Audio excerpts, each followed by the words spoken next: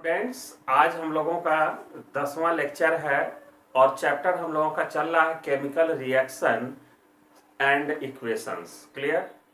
अब ये चैप्टर हम लोगों का चल रहा है और इसमें हम लोग अब देख रहे हैं टाइप्स ऑफ रिएक्शन, और टाइप्स ऑफ रिएक्शन में हम लोग 9 तरह के हम लोग देख चुके हैं। आज हम लोग 10वें टाइप में ये देखेंगे, ऑक्सीडेशन और रिडक्शन। तो हम लोग देखें ऑक्सीडेशन और रिडक्शन। 10 ऑक्सीडेशन। ए हम लोग ले लेते हैं ऑक्सीडेशन, ऑक्सीडेशन रिएक्शन।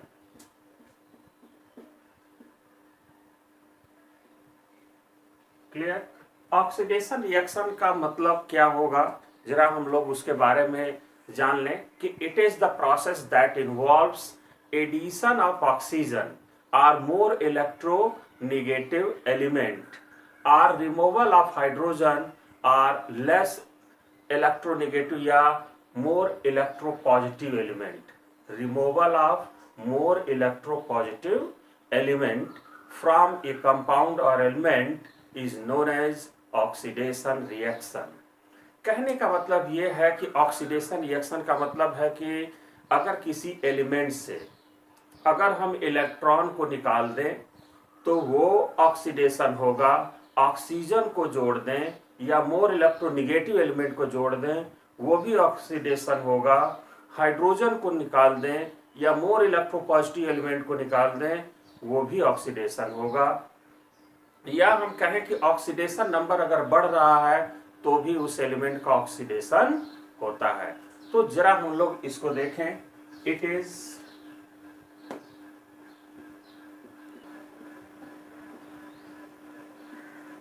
इलेक्ट्रोनेगेटिव मोर इलेक्ट्रोपॉजिटिव एलिमेंट।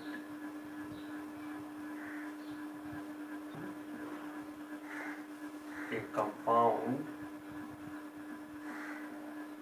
कंपाउंड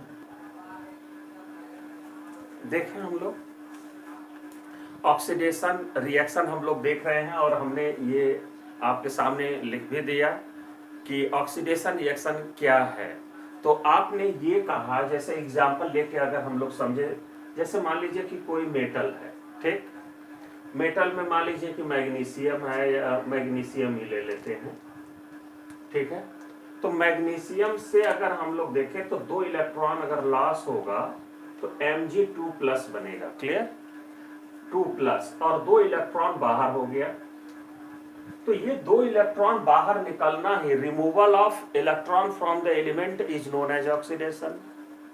या आपने ये कहा कि एडिशन ऑफ ऑक्सीजन, या हम ऑक्सीजन को जोड़ दें, जैसे C+O2 इक्वल्स टू CO2, तो कार्बन का CO2 में क्या हो गया, ऑक्सीडेशन हो गया, क्योंकि आपने कार्बन में ऑक्सीजन को जोड़ दिया इसलिए ऑक्सीडेशन हो गया। तो कहने का मतलब ये हो गया कि अगर किसी एलिमेंट से इलेक्ट्रॉन लॉस हो रहा हो या एलिमेंट में हम कोई एलिमेंट है उसमें हाइड्रोजन को जोड़ रहे हैं या मोर इलेक्ट्रोनेगेटिव हाइड्रोजन को हम निकाल रहे हो या मोर इलेक्ट्रोपॉजिटिव एलिमेंट को निकाल रहे हो, ठीक है, तो भी वो क्या है, किसी कंपाउंड से, तो भी वो ऑक्सीडेशन हुआ। तो हम लोगों का यहाँ पर ये क्लियर हो गया कि ऑक्सीडेशन क्या होगा। ऑक्सीडेशन में आप कुछ एग्जाम्पल ले करके हम लोग समझने की कोशिश करें तो वो ज़्यादा अच्छा होगा। तो हम लोग एग्जाम्पल लें, तो देखें एग्जाम्पल देखें हम लोग। जैसे एग्जाम्पल में हम लोग फर्स्ट ले रहे हैं एग्जाम्पल्स। फर्स्ट एग्जाम्पल में हम लोग ले लेते हैं अभी जो हमने लिखा C+O2 gives CO2 H2S plus 2C4Fe plus Cl2 Fe Cl2, ठीक है। अब यहाँ पर हम लोग कुछ एग्जाम्पल ले चुके हैं और यहाँ पर देख रहे हैं ऑक्सीडेशन।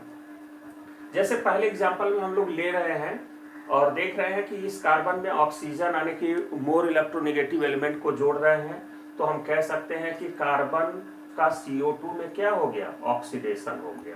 क्लियर। अब यहाँ पर अगर ध्यान से अगर हम लोग देखें तो यहाँ पर क्या हो रहा है कि हाइड्रोजन बाहर हो जा रहा है, सल्फर से ये हाइड्रोजन निकल जा रहा है, तो हम कह सकते हैं कि सल्फर का क्या हो गया, ऑक्सीडेशन हो गया। मतलब H2S का S में क्या हो गया, ऑक्सीडेशन हो गया। क्यों?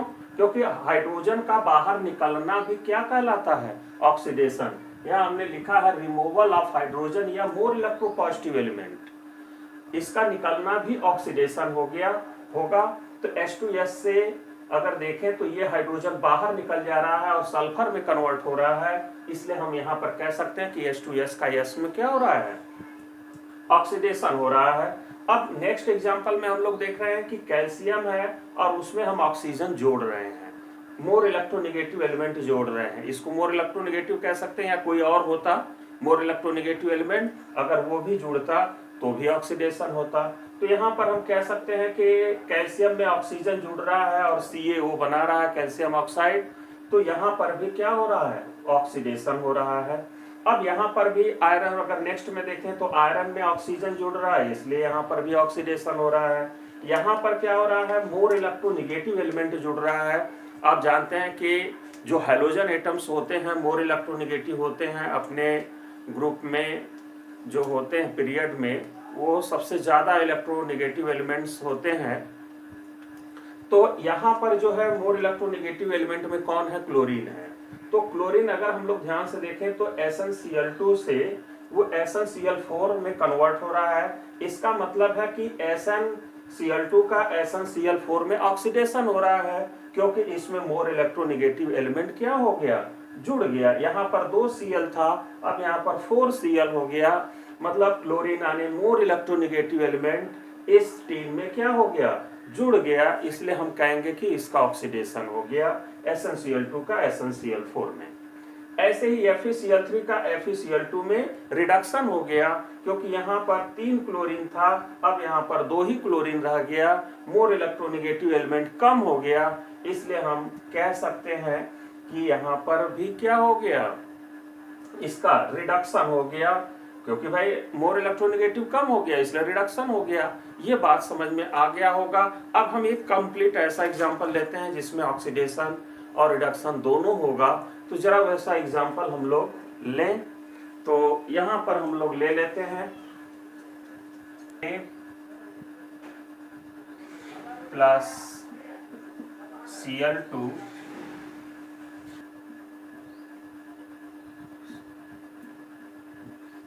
देखें, हम लोग एक एग्जांपल ले लिए।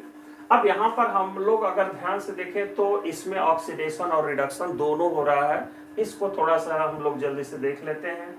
अब यहाँ पर अगर हम लोग ध्यान दें तो सोडियम का NaCl, तो सोडियम का NaCl का क्या मतलब है, अगर ध्यान से देखें तो यहाँ पर कोई इलेक्ट्रॉन लॉस नहीं किया गया है।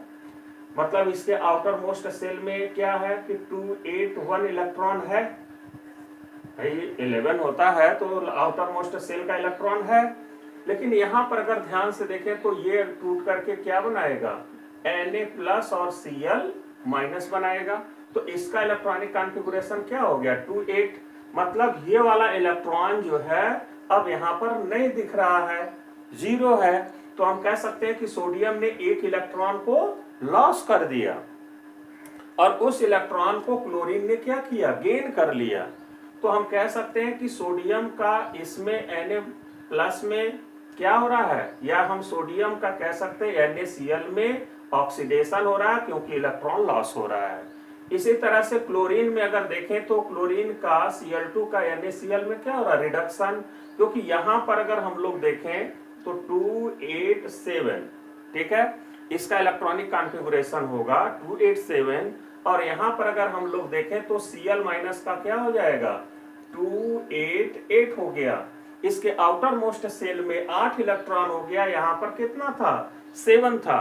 तो ये इलेक्ट्रॉन जो एक बढ़ गया वो किसका था, सोडियम का था। सोडियम ने इलेक्ट्रॉन इसको दे दिया और यहाँ पर बना लिया Cl-, तो हम कह सकते हैं कि क्लोरीन यानी Cl2 का NaCl में क्या हो रहा है, Cl2 का रिडक्शन हो रहा है, क्योंकि क्लोरीन में इलेक्ट्रॉन एक जुड़ गया।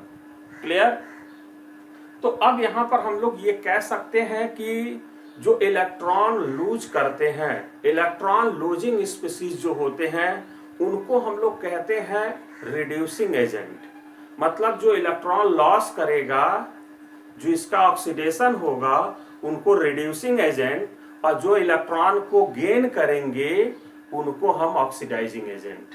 मतलब जिनका ऑक्सीडेशन उनको रिड्यूसिंग और जिनका रिडक्शन उनको ऑक्सीडाइजिंग एजेंट कहेंगे। तो ये 2 पॉइंट हम लोग नोट कर लेते हैं। तो यहां पर हम लोग लिख लें इलेक्ट्रॉन रिड्यूसिंग एजेंट,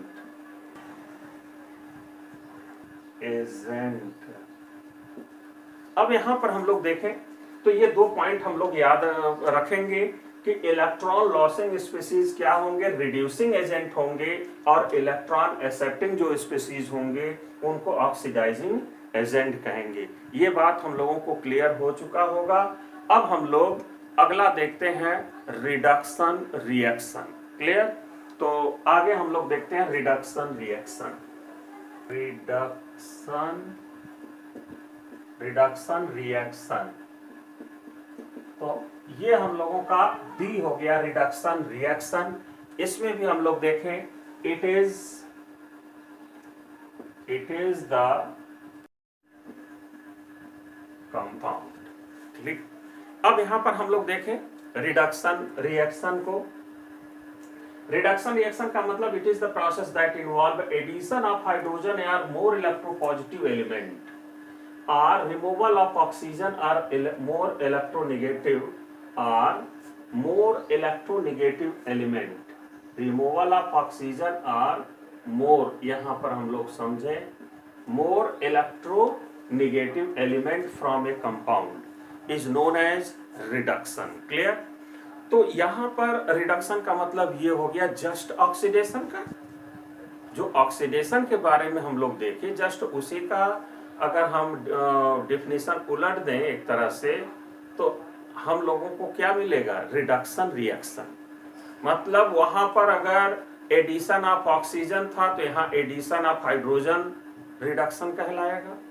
वहां एडिशन ऑफ ऑक्सीजन है, यहाँ एडिशन ऑफ हाइड्रोजन है। वहां मोर इलेक्ट्रोनेगेटिव का एडिशन है तो यहाँ पर मोर इलेक्ट्रोपॉजिटिव का एडिशन अगर हम किसी एलिमेंट में कर दें या कंपाउंड में कर दें तो यहाँ रिडक्शन हो जाएगा। वहां इलेक्ट्रॉन ऑक्सीडेशन में इलेक्ट्रॉन को जोड़ रहे, अरे निकाल रहे थे तो ऑक्सीडेशन, यहाँ पर हम इलेक्ट्रॉन को अगर हम जोड़ देंगे तो यहाँ पर कहेंगे कि यहाँ पर रिडक्शन हो रहा है। जैसे यहाँ पर हम लोग इलेक्ट्रॉन जोड़ने की बात कर रहे हैं, जैसे मान लीजिए कि क्लोरीन है, उसमें हम इलेक्ट्रॉन को जोड़ दिए तो ये क्या बन गया, Cl-, तो हम कह सकते हैं कि इसका इसमें क्या हो गया, रिडक्शन हो गया। क्लियर? तो यहाँ पर इसके पहले जो हम लोग देख रहे थे उसका उल्टा ही हम लोग कर रहे हैं। तो अब यहाँ एग्जाम्पल लेकर के हम लोग जरा समझें कि रिडक्शन रिएक्शन के क्या होंगे एग्जाम्पल। तो एग्जाम्पल्स हम लोग देखें। एग्जाम्पल्स, फर्स्ट एग्जाम्पल अगर हम लोग देखें कि इसमें क्या होगा, तो यहाँ पर होगा first CuO plus I2 plus 2H2 plus H2। अब यहाँ पर ये हम लोग एग्जाम्पल ले लिए। जैसे यहाँ पर रिडक्शन में हम लोग ये देख रहे हैं कि हाइड्रोजन, अब यहाँ से अगर देखा जाए तो ऑक्सीजन यानी कॉपर ऑक्साइड है, तो इस कॉपर से मोर इलेक्ट्रोनेगेटिव एलिमेंट का बाहर निकल रहा है। कॉपर से यहाँ पर देखा जाए तो ऑक्सीजन क्या है, गायब है, यहाँ पर है, यहाँ पर नहीं है। तो मोर इलेक्ट्रोनेगेटिव का बाहर निकलना क्या होता है, रिडक्शन होता है। अभी आपने कहा मोर इलेक्ट्रोनेगेटिव एटम बाहर निकले या ऑक्सीजन बाहर निकले, तो यहाँ ऑक्सीजन बाहर निकल गया, इसलिए कॉपर ऑक्साइड का कॉपर में क्या हो गया, रिडक्शन हो गया। अब यहाँ पर अगर हम लोग ध्यान से देखें I2 प्लस H2S, तो यहाँ पर क्या हो रहा है कि I2 है, जो आयोडीन है मॉलिक्यूल है, इसमें हाइड्रोजन जुड़ जा रहा है। तो हाइड्रोजन का एडिशन भी क्या कहलाता है, जैसा आप डिफिनेशन में यहाँ देख रहे हैं हम लोग, तो हाइड्रोजन का एडिशन भी रिडक्शन होता है।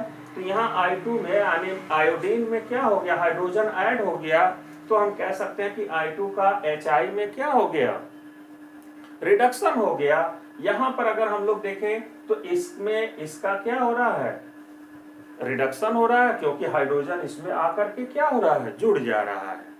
तो यहाँ पर कुछ एग्जांपल आपने देखा क्या, रिडक्शन रिएक्शन का, कि रिडक्शन क्या होता है। तो ये सब हमारे क्या थे, टाइप्स ऑफ रिएक्शन थे।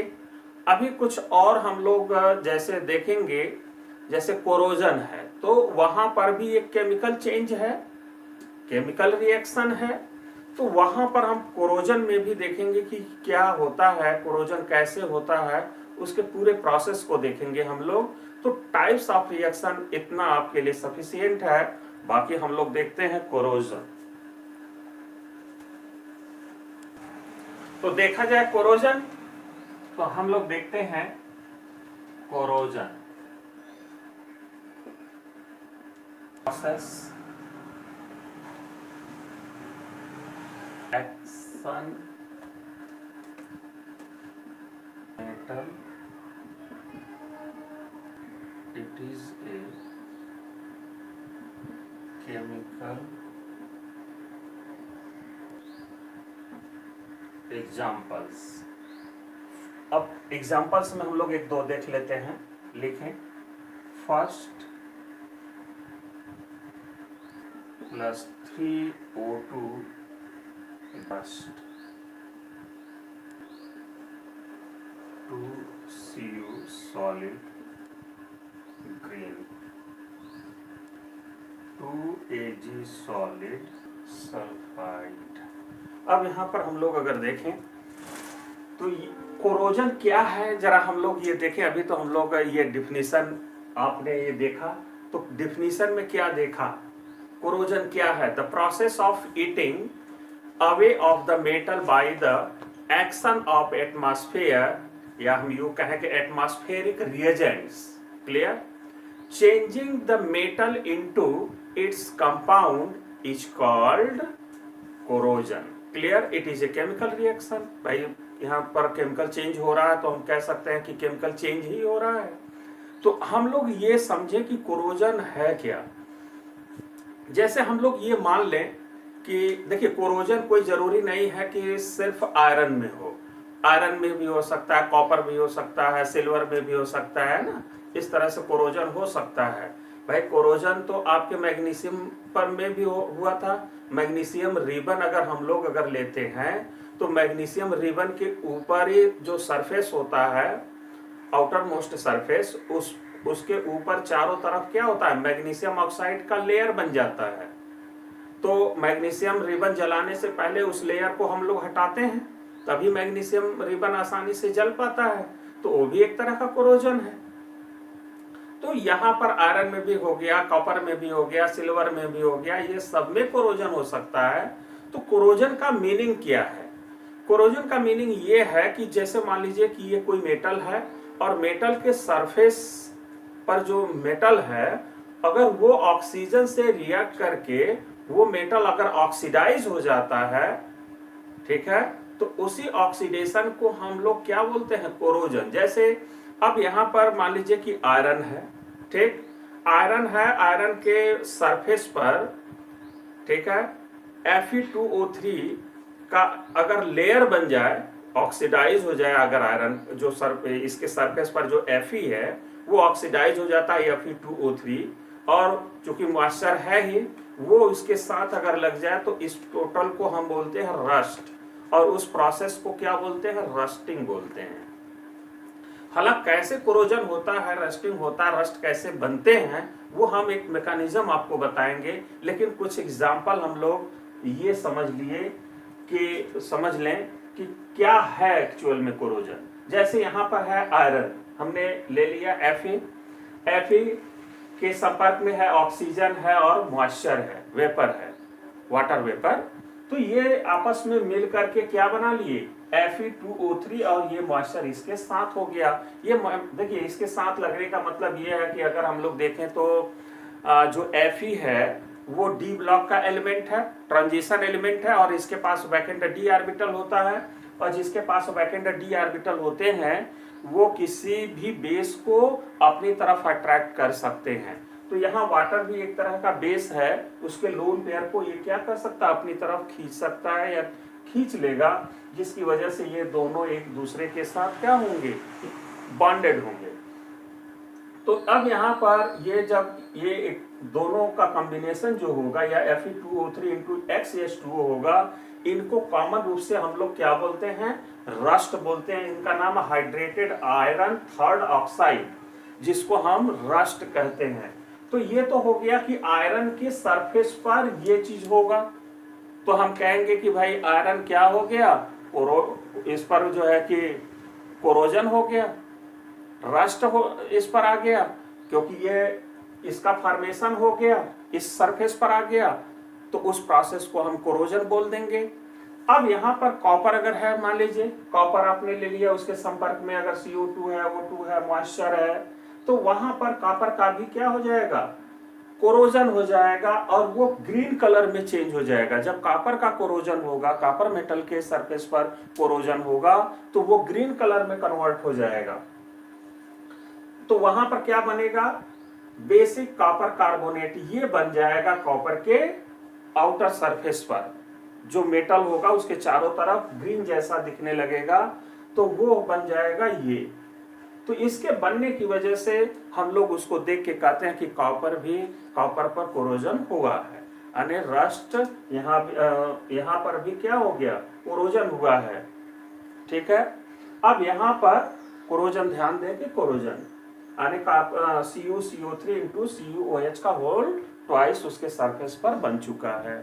अब हम लोग तीसरा एग्जांपल लें, जैसे सिल्वर है, सिल्वर में भी अगर हम लोग देखें तो वहां भी कोरोजन होगा। तो यहाँ पर अगर देखें, ये है सिल्वर, H2S है, अगर इसके संपर्क में आते हैं, जैसे सिल्वर के संपर्क में क्या आ गया, हाइड्रोजन सल्फाइड गैस हो गया, तो ये बना लेता है क्या, ब्लैक कलर का सिल्वर सल्फाइड बना लेता है। तो ब्लैक कलर का सिल्वर सल्फाइड बनने की वजह से इसके कलर कैसे हो जाते हैं सिल्वर का, उसका जो चमक है वो कैसा हो जाएगा, ब्लैक में चेंज हो जाएगा। तो ब्लैक अगर सिल्वर अगर कोई मेटल है या कोई गहना वगैरह है, अगर आप देखते हैं कि उस पर काला काला कुछ लेयर आ गया है, तो आप समझ जाएंगे कि हाँ वहां पर भी कोरोजन हो गया है। तो अब वहां पर क्योंकि वहां पर सिल्वर जो सरफेस होता है उसके ऊपर सिल्वर सल्फाइड बन जाता है, जिससे हम कहते हैं कि भाई गहने पर क्या हो गया, कोरोजन हो गया है।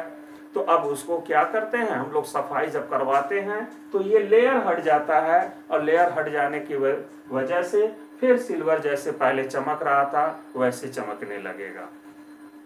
तो यहाँ पर हम लोग ये कोरोजन देख रहे हैं, जरा हम लोग कोरोजन देखें कि आयरन पर होता कैसे है। ठीक है, रस्ट कैसे बनते हैं उसकी फुल एक मैकेनिज्म बताते हैं आपको। तो जरा हम लोग देखें कि कैसे होता है रस्टिंग। तो हम लोग देखें कोरोजन, तो कोरोजन, अब हम लोग कोरोजन में ये मान लेते हैं कि ये क्या है, आपका आयरन का रॉड है ना, ये हमने क्या ले लिया, लोहा ले लिया, आयरन का रॉड ले लिया, जैसे ये है। तो आप चाहें तो लाइन सीधा भी दिखा सकते हैं, हमने टेढ़ा इसलिए दिखाया कि देखने में थोड़ा अच्छा लगे, क्योंकि आप लोग अच्छा देखने की कोशिश करते हैं, इसलिए हमने टेढ़ा बना दिया। ठीक है, तो अब यहाँ पर ये हमने ले लिया क्या, आयरन का रॉड, तो ये है आयरन। ठीक, अब यहाँ पर आयरन से हमको क्या मिलेगा भाई, Fe, इसके सरफेस पर तो Fe का एटम होगा, और यहाँ पर हमने ये ले लिया बबल्स, ये है एयर बबल। जैसे आप आयरन का रॉड बाहर अगर हम लोग रख दिए तो ओस पड़ेगा, तो ओस पड़ेगा आयरन के रॉड पर, ये ओस है यानी कि वाटर, ये मॉइस्चर है, थोड़ा हमने बड़ा ले लिया ताकि उसके अंदर होने वाले सारे रिएक्शन को आप अच्छी तरह से समझ सकें, इसलिए हमने वाटर का जो बबल्स लिया है वो थोड़ा बड़ा लिया है। क्लियर। अब यहाँ पर हम लोग उस वाटर के अंदर अगर देखें तो कौन कौन सा गैस हो सकता है, उसमें H2O तो होगा और CO2 भी होगा। क्लियर, CO2 भी होगा। अगर हम 2H2O ले लें तो यहाँ 2CO2 अगर मान लेते हैं, तो इन दोनों से क्या बनेगा, इन दोनों से अगर हम लोग देखें तो 2 मॉलिक्यूल्स ऑफ H2CO3 बनेगा, कार्बोनिक एसिड बनेगा H2CO3। इसका भाई अगर हम लोग देखें तो स्ट्रक्चर आप लोग इस तरह का देख सकते हैं, ये है आपका, है ना, ये है। अब यहां से ये टूटेगा, ये H प्लस दे सकता है, तो ये H प्लस देगा तो क्या होगा, H। यहां पर हम लोग देखें, वहां पर थोड़ा सा हम लोगों को देखने में हो सकता है कि दिक्कत हो, इसलिए हम लोग इधर देख लेते हैं। यहां पर अगर हम लोग देखें तो ये OH है ना। अब यहां से ये टूटेगा तो क्या देगा हमको, H प्लस और HCO3 माइनस देगा। क्लियर, ये हमको देगा। अगर 2 मॉलिक्यूल देंगे तो ये 2 होगा, ये 2 होगा। तो यहां पर अगर ये टूटेगा तो हम लोगों को क्या दे सकता है, 2H प्लस और 2 मॉलिक्यूल्स ऑफ HCO3 माइनस देगा। ये भी क्लियर हो गया। अब यहां से अगर हम लोग देखें तो ये Fe से क्या होगा, 2 इलेक्ट्रॉन बाहर हो जाएगा, और 2 इलेक्ट्रॉन जब बाहर ये निकलेंगे तो ये दोनों इलेक्ट्रॉन कहां, कौन ले लेगा, ये H ले लेगा, H प्लस प्रोटॉन ले लेगा। अच्छा, अब ये दोनों इलेक्ट्रॉन जब आगे ये पहुंच गए, ये H प्लस ले लिया और कन्वर्ट हो गया किसमें, H2 में।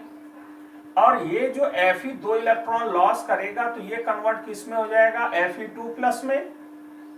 और फिर Fe अपना इलेक्ट्रॉन लॉस करके किस में कन्वर्ट हो जाता है, Fe3 प्लस में, क्योंकि ये ज्यादा स्टेबल होता है। तो ये 1 इलेक्ट्रॉन और लॉस करता है, फिर वो यहाँ पर एक्सेप्ट करता रहेगा। और ये Fe3 प्लस और यहाँ पर जो इन्वायरमेंट में ऑक्सीजन है वो 2 माइनस से रिएक्ट करके ये दोनों क्या बना लेंगे, Fe2O3 बना लिया। कैसे भाई, जैसे यहां पर अगर हम लोग देखें Fe2 प्लस है और O2 माइनस है, तो इन दोनों से कौन सा फार्मूला बनेगा भाई, देखिए 3 प्लस है। तो यहां पर अगर हम 3 प्लस वाले से देखें, क्योंकि ये 2 प्लस कन्वर्ट हो गया 3 प्लस में, तो 3 प्लस और 2 माइनस, इससे अगर फार्मूला बनाएंगे तो क्या बनेगा, Fe2O3 बन जाएगा। तो ये इस मेटल के सरफेस पर तो ये बन गया। अब यहां पर क्या होगा कि इसके अंदर जो ऑक्सीजन होगा वो इससे रिएक्ट करके H2 और O2 आपस में मिलके ये क्या बना लेंगे, H2O बना लेंगे।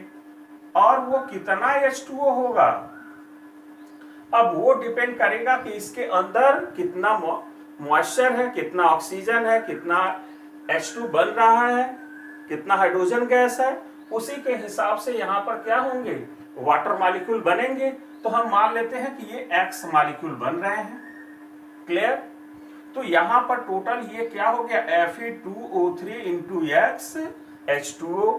तो इस टोटल को हम क्या बोलते हैं, अभी आप लोग देखे थे, इसी को हम लोग बोल रहे थे रस्ट।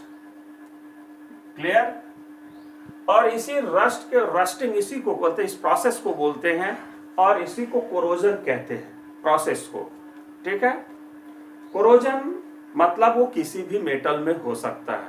ठीक, तो कैसे बना ये समझ में आया कि नहीं हम लोगों को, फिर से हम लोग समझ लें कि भाई यहाँ पर आयरन का ये रॉड था, उससे हमको क्या मिला, 2 इलेक्ट्रॉन मिला, और ये Fe2 प्लस आने की फेरस आयन में कन्वर्ट हो गया। ये दोनों इलेक्ट्रॉन इस H प्लस को दे दिए, और दोनों इलेक्ट्रॉन जब H प्लस लिया तो H2 बन गया, और उसमें जो ऑक्सीजन है इस बबल के अंदर, उस ऑक्सीजन से ये रिएक्ट करके H2O बना लिया, और वो आकर के मेटल सरफेस पर क्या होता है, इसके साथ जुड़ता चला जाता है।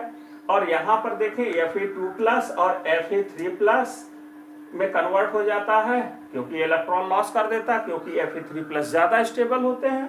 और ये Fe3 प्लस और ये O2 माइनस, ये दोनों आपस में रिएक्ट करके Fe2O3 बना लेते हैं और ये दोनों मिलकर के क्या बना लिया, रस्ट बना लिया। इसी को तो बोलते हैं कि मूर्छा लग गया भाई। ये आयरन का रॉड हो और इस पर यही चीज अगर बन जाए तो हम कहेंगे कि ये क्या होगा। जैसे मान लीजिए कि ये आयरन का रॉड है और इसी पर अगर ये इसका फॉर्मेशन हो जाए तो हम कहेंगे कि यहाँ पर ये मूर्छा लग गया।